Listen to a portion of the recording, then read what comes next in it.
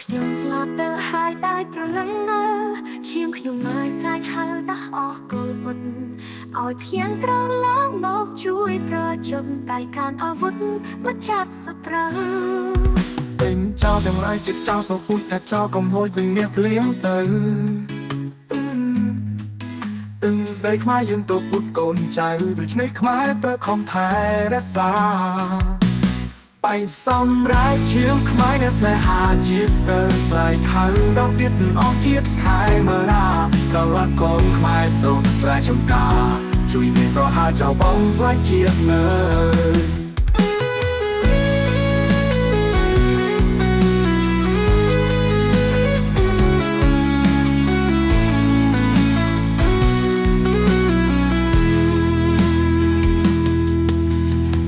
អរជើងខោកចង្រៃកុំបងអងដៃស្ងៀមទៅទៀតបើស្លាប់ក្នុងមានស្មោះត្រង់សមជាតិស្លាប់ដប់ដងទៀតរឹតតែប្រសើររមើពេញចោលចង្រៃចិត្តចោលសពុជតែចោលកំហួចវិញមានភ្លៀងទៅទឹងដីខ្មែរយើងទៅពុតកូនចៅដូច្នេះខ្មែរត្រូវខំថែរក្សាអញចោលរយចង្រៃជាតិតែចោលសពុជតែចោលកំហួចវិញមានភ្លៀងទៅ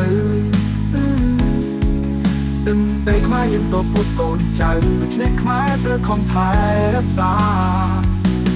អញចោលចង្រៃជាតិតែចោលសពុជតែចោលកំហួចវិញមានភ្លៀងទៅ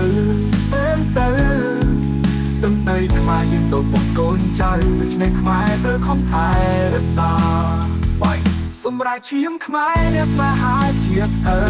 ស្រែកហៅដល់ទៀតអស់ជាតិខែមើលណា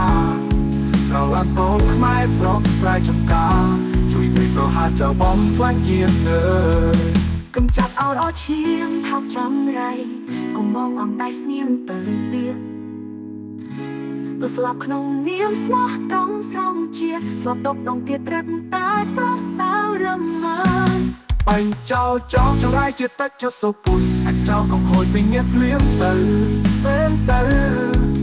ទឹងដីខ្មែរយើងទៅពុតកូនចៅដូច្នេះខ្មែរត្រូវខំថែរក្សា